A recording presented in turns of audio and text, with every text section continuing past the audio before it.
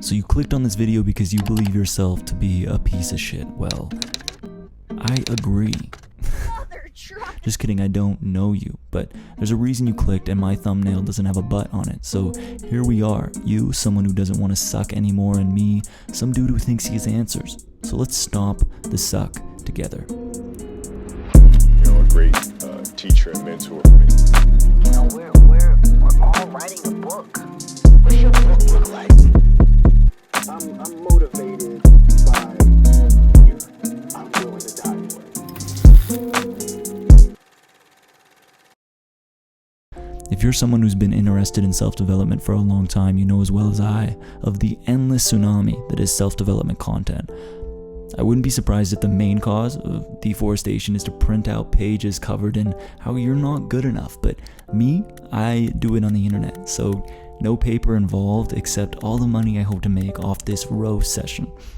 As I've said, the content is endless. Most of it is irrelevant and written in a way that only makes sense to the author, or others seem fueled by pharmaceuticals and an ex-lover who chopped off the upper half of their finances. But don't panic. I've read a lot of it, watched, consumed. There's really only 3 things you need to make significant changes in the amount of shit your life bleeds daily. They're called identity, discipline, and reward. If they sound simple, it's because they are. Pareto's principle, or the 80-20 rule, is often talked about in the self-development community. It simply theorizes that 20% of the work you do on anything will generate 80% of the achievements. In relation to self-development, it's usually discussed in the context of daily planning and highlight activities, where you rank your daily activities on what is the most important for your personal goals, and you do them in order from first to last, or most important to least important.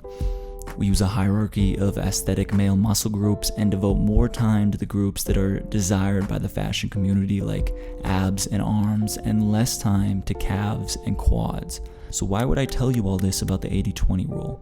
Because it's nearly universal, and if it works for the daily planning of self-development, then it can work for the entirety of self-development itself. Meaning, focus on these 3 things, understand and explore them deeply, and you'll have done 80% of the work already. Let's break this down into 3 levels of you. Within, identity, what you believe yourself to be. Discipline, what you do, how you affect the world. Rewards, what you get, how the world affects you.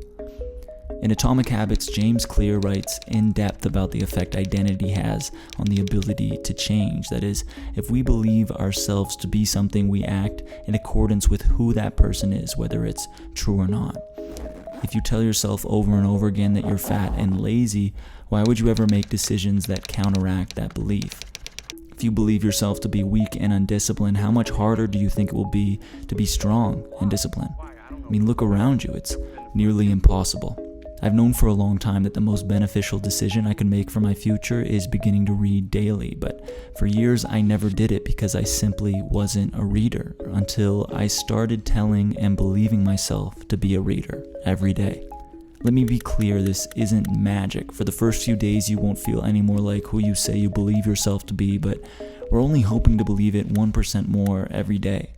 You do it for 100 days, you're over 100% better at believing it. Now, why does this work? As I said, we act and react in accordance with who we are. Once you start believing yourself to be something, you start acting as that person. I believe myself to be a reader. I now read 2 hours every single night, and it's not laborious or difficult to get myself to do it. It's simply who I am now.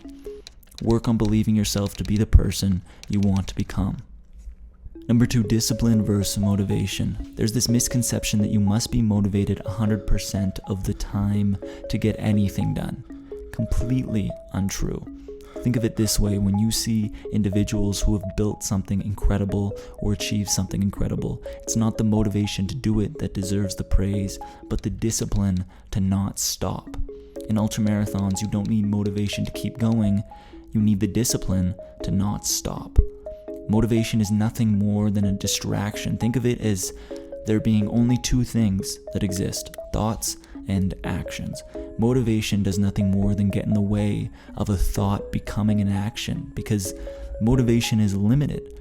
And if we believe we need motivation to act, because of its limitations, we will only produce a fraction of the time that we need to in pursuit of our goals.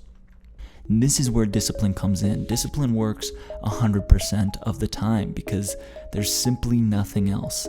There's do or don't do, but with a practice sense of discipline, feeling becomes arbitrary in the weighing of doing or not doing. Eventually, you simply do. I want to reiterate that this isn't magic. Discipline is a skill, and like every other skill, you only develop it by being really bad at it. You have to fail and lose sight of your goals and then do the work to get back on track. The more you lose it, but get back on track, the more you prove to yourself that this is something you really want, and the easier it becomes. And lastly, reward systems. There's external rewards and internal rewards. External rewards are things like money, job promotions, that good, as people may have called it 10 years ago. It's obvious you know that these aren't the best pursuits in life, but let's talk about why. It goes beyond some moral high ground that people who think they're enlightened pretend to have when they say money's not everything, or doing drugs every day is bad for you, or whatever. Let's go deeper. External rewards are worse than internal rewards because they're limited in energy. Think of energy in a circle, a positive feedback loop. Thought, action, reward, energy, thought. The more energy we can create, the more likely it is we continue doing what we need to do. With external rewards, you can only rely on your external environment to produce that energy you need to continue. Spoiler alert, unless you're Justin Bieber or Jeff Bezos, your external environment is likely really bad at rewarding you. So what should you do? Develop internal rewards so potent that you're working with a limitless source of energy.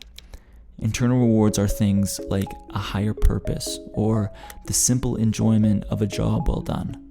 Speaking from experience, this is the most potent of changes I made in my life. I began improving for me and not for anyone else. So these 3 things, ponder them, practice them, and see yourself reach places you never thought possible. Your future awaits. Chase it.